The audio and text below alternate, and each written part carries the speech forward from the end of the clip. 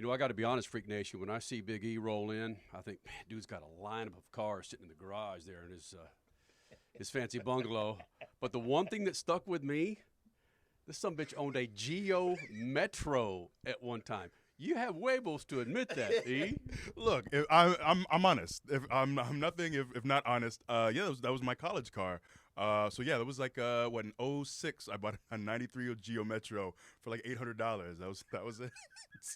Hey man, and I was just hoping I would drive everything, just praying the thing wouldn't break down. And I was in Iowa too, with dealing with those winters too. It was rough. It was rough. Why not the love for race cars or cars at the time? Was it just the fact that you were in Iowa? I was poor in college. I didn't have the money to buy a fancy car. I didn't. So I had to get through. If you had the money at 18, 19 years old, what's the one car that you eyeballed all the time? Oh, that's a good. Man, I didn't have necessarily like a number one dream car, maybe like a Challenger or something. Yeah, but I did not have the cash for that. Now here you are driving a pace car on this big old thing called Daytona International Speedway. You'll have 100,000 people cheering for you or against you in a big old stadium, but now you're going to have a whole hell of a lot of people hoping you don't run it into turn one in the wall. Yes. Yeah, thankfully I had some practice. I did have some practice, but yes, that is the goal for today. Don't crash. That's my goal. If I can't go 55 miles an hour on that track without crashing, then I got some problems.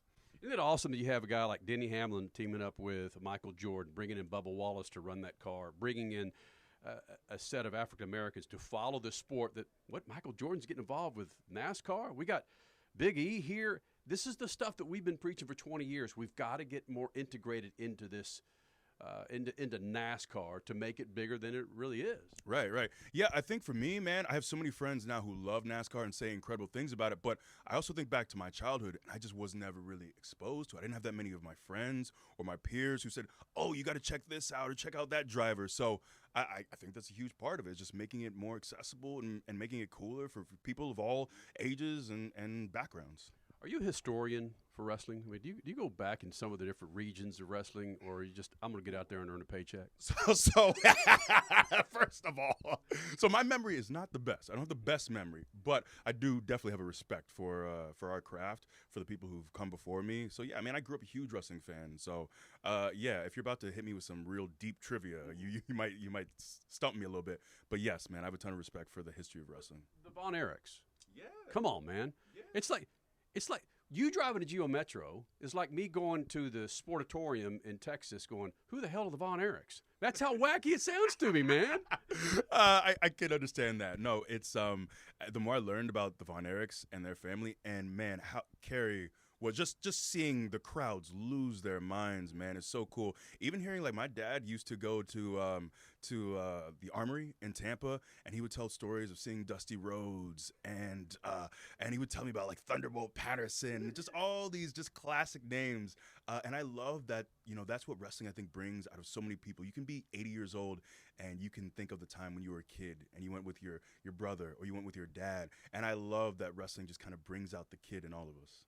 And again, you would think that this guy's, again, got a lineup of Mercedes-Benz, Ferraris, Corvettes waiting on him when he gets back to his bungalow, but that ain't happening, right? I don't have a bungalow, by the way. We got to kill this bungalow talk, for one.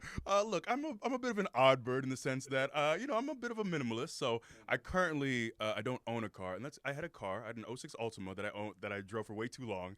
And a couple years ago, actually about a year and a half ago, I gave it away to charity. I'm just gone so much, and I don't have a family. There's no wife at home who's driving the car when I'm gone. There's some months that I'm only home 3 days, the entire month. So, I Uber and Lyft when I'm around. But I had a bunch of questions about people asking me like I didn't know how to drive. I drive all the time. We rent cars on the road. So trust me, I know how to get behind the wheel of a car. I drove recently, so it's fine. Everything's fine. Thanks for doing this, man. No, I appreciate it. Thanks for having me.